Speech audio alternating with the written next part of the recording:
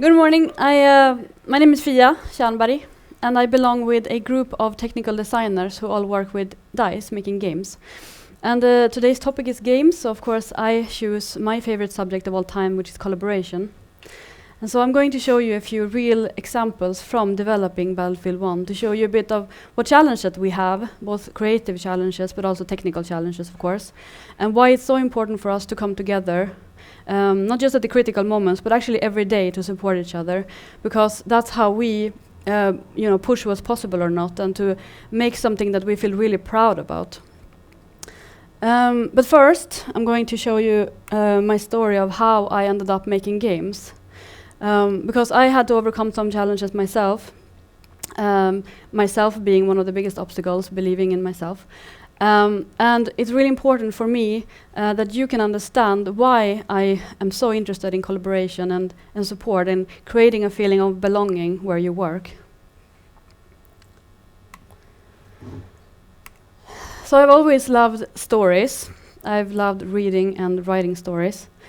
I also loved drawing, and not because I was ever any good at it, but when I draw, I move into a space that is imagination, and that creates a great feeling for me.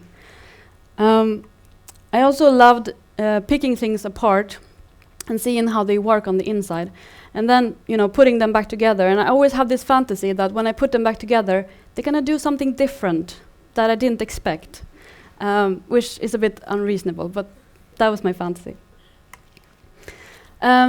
My mother was a computer teacher, and it just happened to be that I was a kid who was sick all the time, and I couldn't be outdoors in the summer because I was so sick and allergic. So my mother gave me an Atari ST when I was around 5-6 years old, and I got a box of games that was bigger than I was, so I could fit inside of that box.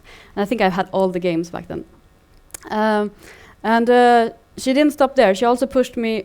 She gave me this huge stack of books on programming, and one of them was this really fat Bible of HTML. And when I started reading it from the front cover to the back, I started to also want to try it. So I started to write web programming languages in order to... The code was never the interest for me. For me, it was the creation experience and being able to experiment. And so I created a lot of kind of web apps, even from the early years of being a kid, where the content was probably shit, but I created these little hidden things on the page, and that was the excitement for me. Can anyone find them? So if you clicked somewhere, a little sound effect would pop up, or a bunch of smiley faces would print out on the screen, and using HTML and CSS and JavaScript to create these little almost game experiences. Remember this one action script I made where I could point the mouse on different images, and that, depending on which order, that would play a song, and you can be creative in that. But it wasn't all easy. Like, I had no friends who were interested in this, so it was mostly my mother who supported me. And when I tried to make friends that also like games, I noticed most of them were guys, and I wasn't invited into the LAN parties and the clubs where they played games because I was a girl, and they didn't want to have a girl in that club for some reason. So instead I tried to collect all my female friends, and we created our own LAN parties and games, and we started even going into the editors of the games to create our own maps and play with that. And somewhere along this time, I was maybe 14 or so, I realized that I had more fun creating the maps than I had playing them.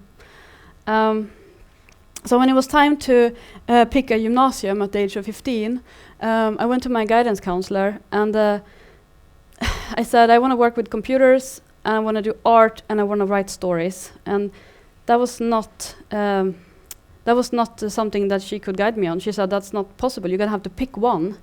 And back then, the experience of picking one felt like I have to leave all the other behind and just focus on this one. So I thought that was a really big decision. And so I ended up picking a technical school. And I really, really loved the technical school because I got to learn how airplanes worked. I got to take things apart and do practical things with my hands. I had to learn physics and math. And the math was for me very, very hard because we didn't have a good teacher at all. In fact, I went to about 5 lessons, and then I stopped going because it didn't give me anything. And I, for the whole year, didn't go back to math, and the school didn't even give me a warning. They didn't really care at all. And so I sat home, this is from my kitchen, and just, tried to solve these problems by myself. And that was really tough. So I got decent grades, but it was really tough. And I really regret that today, because a lot of the work that I do is problem solving. And so I now, as an adult, I have to learn all of these vector math and function math. Fortunately, I have great colleagues who are very patient with me. When it was time for me to go and to choose what I wanted to do with the more optional classes, it was very natural for me to pick C++ programming, because I thought, wow, now I can create real applications and not just these web programs. I'm really excited to learn this. And the first day of class, the teacher interviewed us all and to ask us what level we were at with the coding and why we had chosen this optional, more advanced class. But he didn't interview me. He just ignored me and skipped me.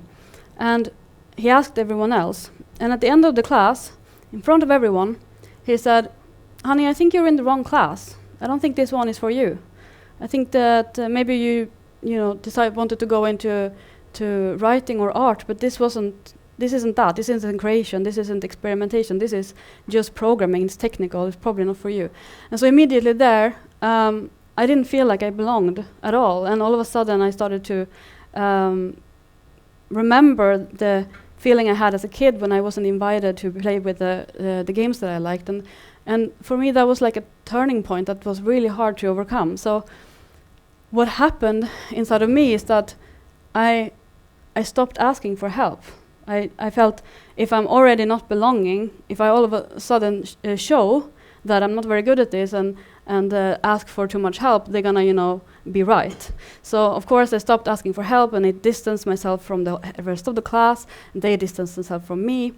And I studied really hard, again, on my own, and I got the best grade you can get, because I enjoyed it so much. But after that, I had sort of a bad taste for it, unfortunately. So bad that after 1 year, I went back to my counselor and said, I don't want to do this anymore. I picked the wrong thing. I should pick another field. And she advised me that, you've already gone through a year, so you can't really switch. And I said, well, I'd rather just have a do-over than I'll start over. So I did 4 years of gymnasium. So I started to think back on what I liked about the experimentation and art and drawing. So I went into art. And that gave me everything that I'd missed about the enjoyment and the experimentation. I knew from the beginning I never would work with art purely. I liked the problem-solving part too much. So I did a lot of programming on my spare time, and I still did these little projects and Flash applications and that sort of stuff. But then what to do with kind of half a technical, or not even half a technical education, and like an art education? I had no idea what to do about that. Just gonna drink some water.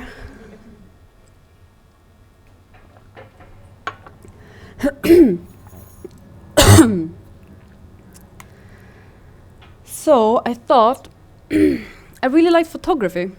We had a lot of optional classes in the art school which was about photography, so I thought maybe I can do photography. That sounds really fun. Also really liked writing, and during that whole time I'd been writing stories or diaries or letters and stuff like that. And I thought maybe I can combine them and create something like a journalist, for example, who gets to both write stories and take photos and go somewhere and see things. And I took a temporary job as a web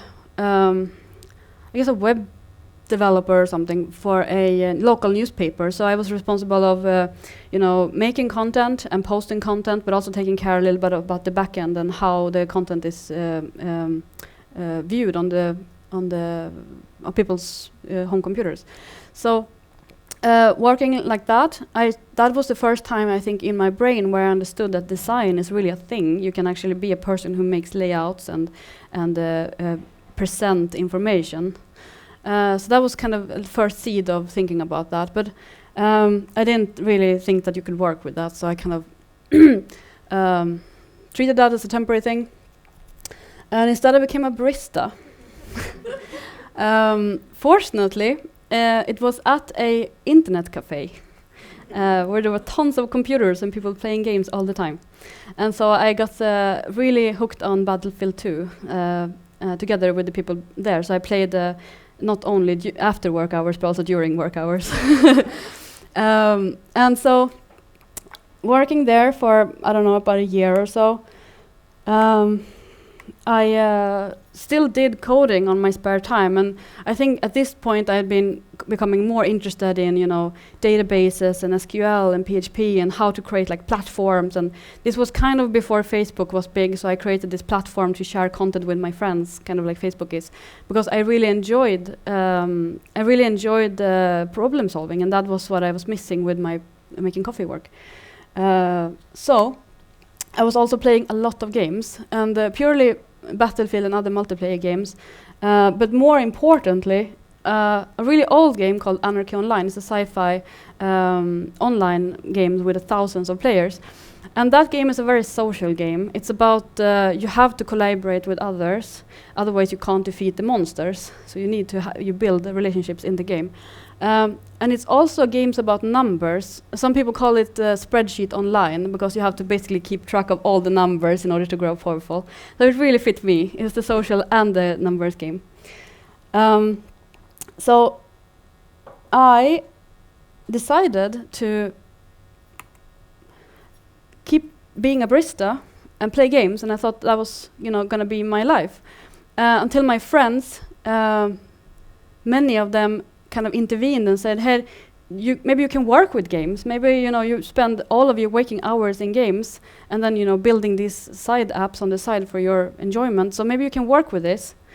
But I didn't really think that one can work with games. I think that sounded like a hobby or something that they just made themselves, I thought. So I applied for a computer science school that was specialized within games. It was one in Stockholms Universitet. And I expected I don't know what I expected, but I expected something like this. But actually what happened was it was more like this. It was me and another woman and then about 100 guys. And again, my insecurities started to grow, and the guys didn't really help. Many of them had never had a female friend. I was not getting invited into their game projects, and if I was, it was more because they expected me to help with the reporting and not with the code, for example. People told me to my face that I wasn't supposed to like this. It wasn't where it was. I should find something else to do. It wasn't. I didn't belong, and that feeling just grew and grew. And then it took me over a year to actually get, a sense of belonging inside of this program. And so many times I wanted to quit it. And every time someone approached me in the corridor, I had to be worried that they're going to ask me out on a date, because that's where their expectations were. They weren't expecting me to be, helping with making games. But after about a year, I started to really get, the friends that I needed in this program.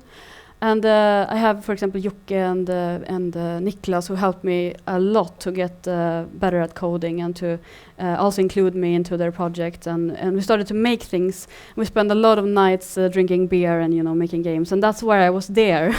But it took me about a year to get there.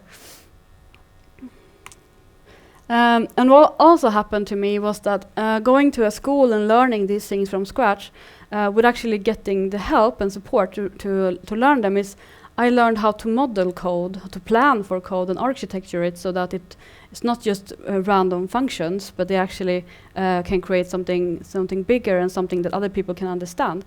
And so that improved my coding a lot. So yes, you can work with games. And I started on this game, Anarchy Online. I was hired from the fan base because it was at a time where their lead designer had just left. So when I came in for an interview there, it turned out that I knew more about the game than the creative director and the producer did together. And so therefore they hired me on the spot, which I'm so grateful for. So I worked there for about 5 years before I decided to move on to a new challenge. And then I decided I'm going to go to DICE, and this is one of my colleagues from DICE, and this is during the release of Battlefield 4. So that was the first, what we call AAA blockbuster title, and first-person shooter title that I ever worked with. So that was a huge challenge to kind of relearn a lot of what I learned working in this type of online multiplayer role-playing games. And I'm going to talk a little bit about Battlefield, because that's what I work on right now, and I have been for about 5-6 years now. So this is a concept art from Battlefield 1. And I'm showing this to you to give a little bit of insight in what kind of quality that we expect from our games, and what people we need to make them. So we need experts on humans, and we are all experts on humans, and we can spot immediately if they don't look human. And even if they look human, if they don't sound human, we can see that they're supposed to be a human, but we don't feel any emotion from them. That's something we call uncanny valley in that industry. So we also need experts on vehicles, we need experts on mud, we need rain, explosions, experts on fun, experts on everything that you can see in this screenshot. We need experts on. And here's how the game looks most of the time during development. So you need to have a lot of imagination before the final quality is looking more like this. And so most of the time we need to have a strong belief that what we're making is actually going to be worth our time. Half of the time you can't even see what it's supposed to be. Is that a balloon? I have no idea.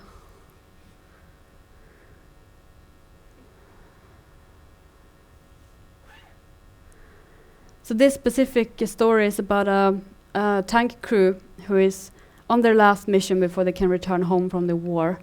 And it doesn't go so well, so they realize after a while that they're on a suicide mission, and it's better to blow up their own tank than to let the enemy have it. It was technology, right? They don't want to have the enemies get their technology. They're going to die anyway, so there's a bit of a sad story. Speaking of story, we also need writers, and we need people who can replicate emotion.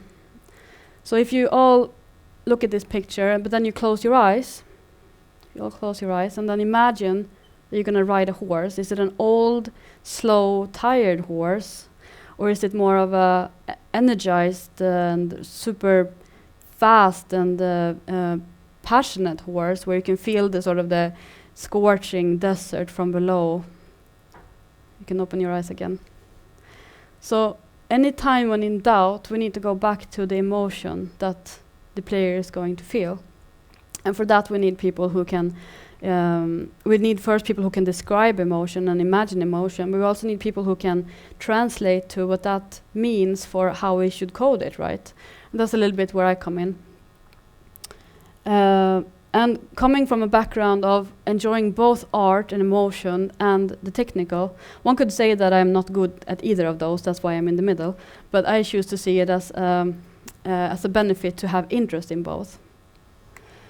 And again, this is how the horse looks for most of the game, so it's really hard to understand how this is going to be something that's fun.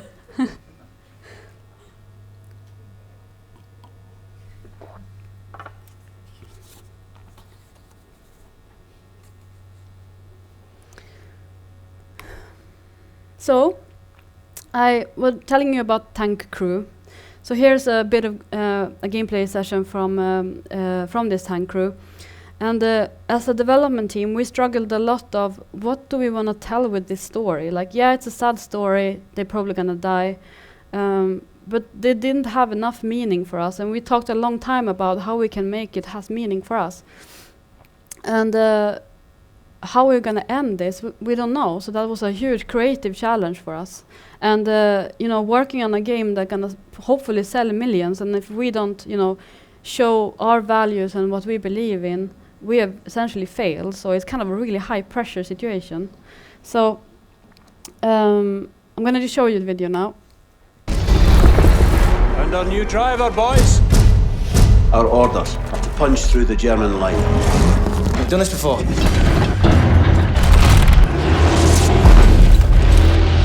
What's wrong with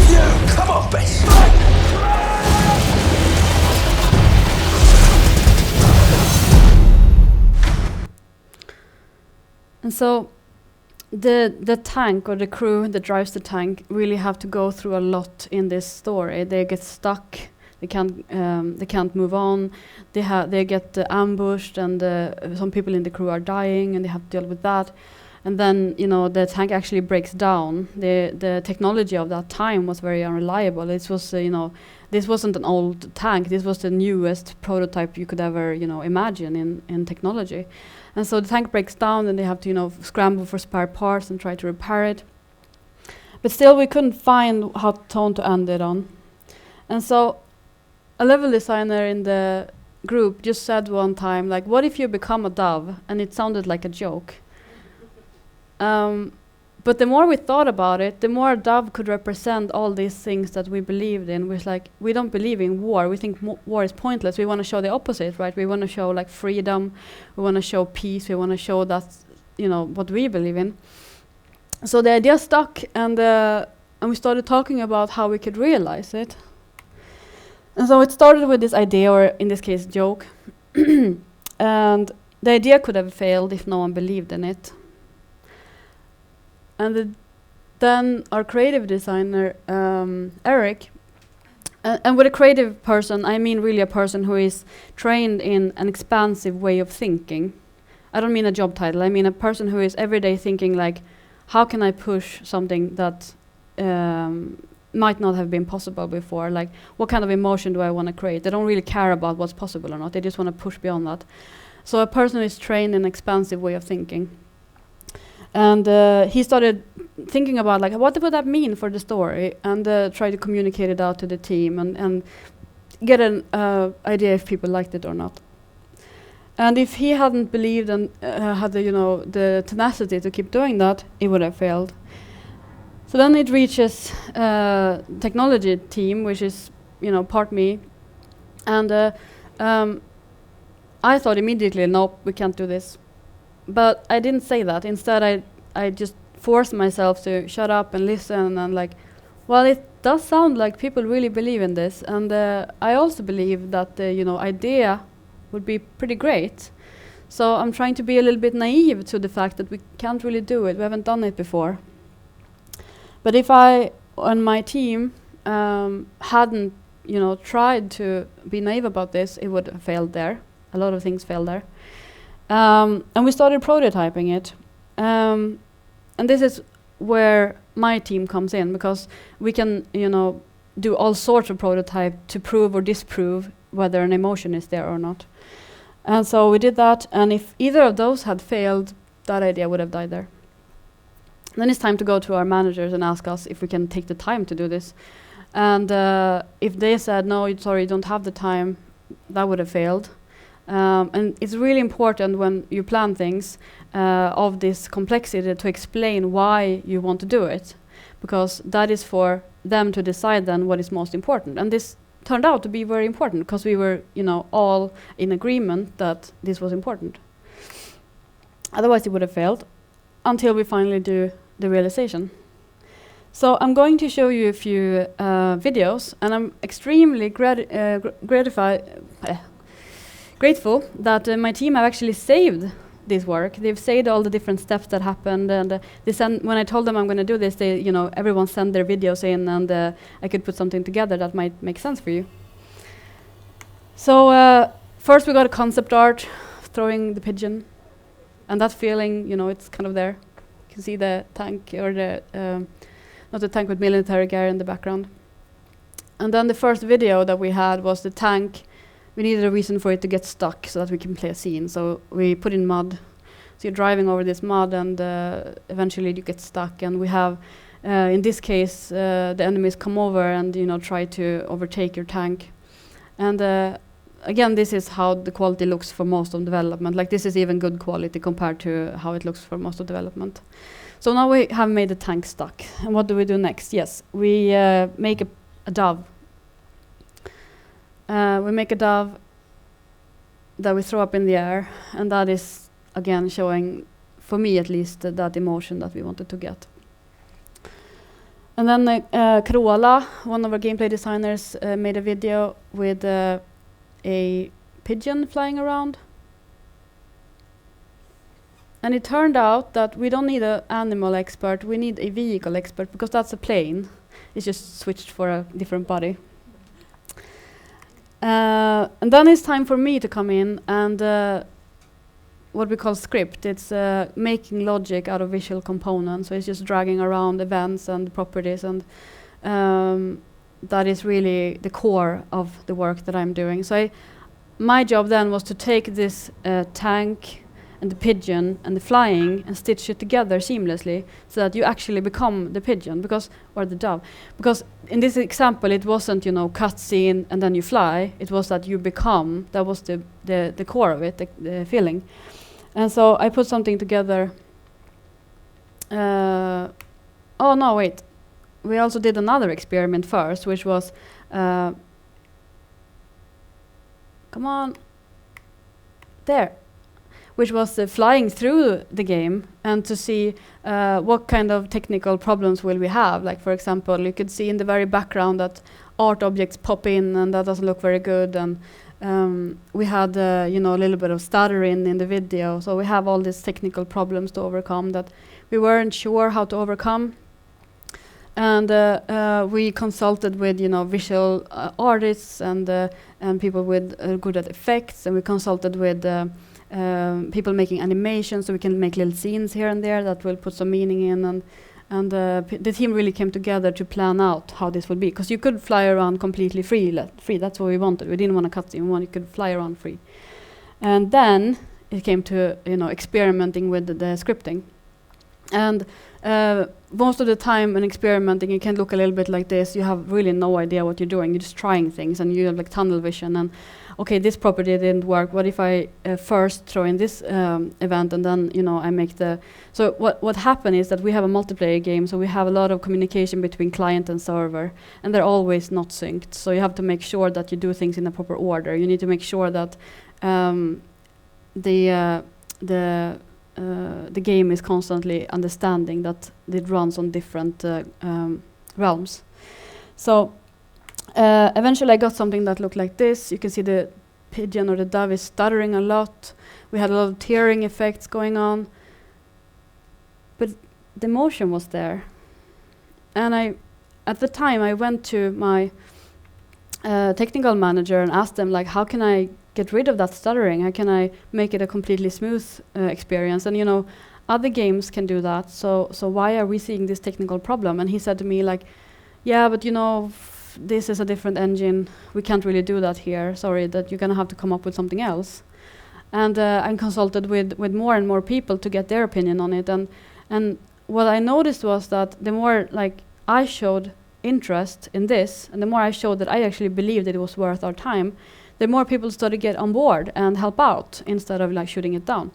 So we had Christopher coming in from animation and Christian coming in from tech, and then we had a lot of different people coming together to solve this problem of the stuttering.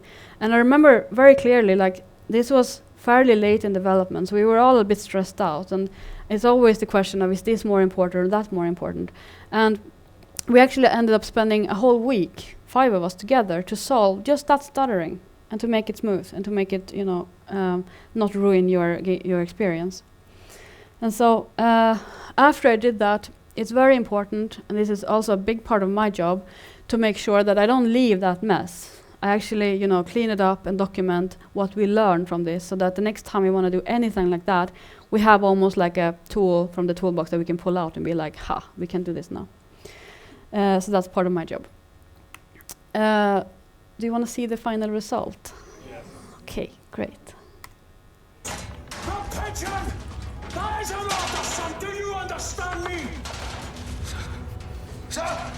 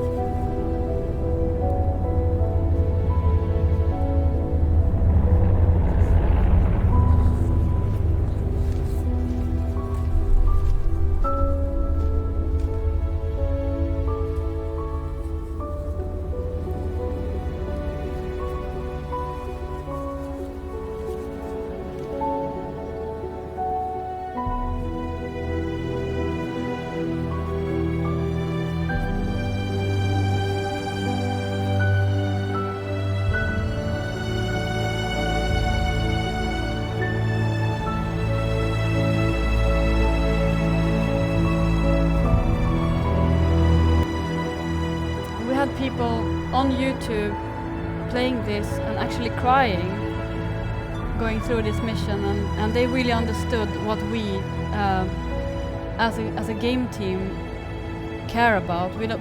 Even if we make a game that is in the war, we don't believe in war. We believe in peace and freedom, and we believe in showing that all of this killing that is happening is, pointless and meaningless. So for me, that was very meaningful to get there.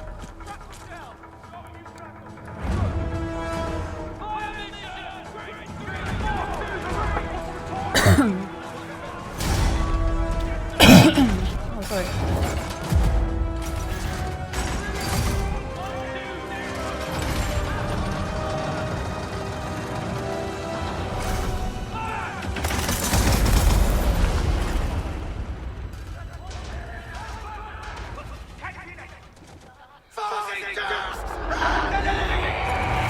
So that they survive. And so, to kind of wrap this up, we have a lot of different challenges, very diverse challenges, and we need all kinds of experts. And this is kind of a call out to any artist or a writer or engineer or journalist, photographer, even baristas, that we need every type of experts. Thank you, Stina, for the coffee. Because that's how we push the limits of what's possible or not, and that's how we create something with meaning inside of it that we can feel proud of. And this is not the journey of the dove alone. This is the journey of our horse in our game. This is a journey of the entire game, actually. We had 2 people from the development team who've been for years wanting to make a story about World War I. And they just met resistance because people had presumptions about that World War, that it's going to be boring, it's going to be not enough, details. It's going to be just, sickness and death and tragedy. So it's no interesting stories there, people thought. And one of the leaders within EA, who is the company that our studio works for, said that when the team first presented the idea to him of World War I, he rejected it. He said it's going to be a trans warfare. It's going to be not fun at all to play. And so it really took the tenacity of these 2 people to keep pushing that idea, and then getting support from everyone in the team that, wow, there's really a lot of details here that we can pull inspiration from. And so looking back now, it's amazing to me that we have almost 58 million views on YouTube for that trailer that we have made. So it really shows that if you first don't understand an idea, don't disregard it. Just keep listening to if people are passionate about it. There's a reason why they are. And so I'm not going to tell you how you should think or act or how you should what you should do, but I'm going to tell you this, that if you take the time and show interest in other people's work, like genuine interest, I promise you that you're going to be really amazed at what will come out of it.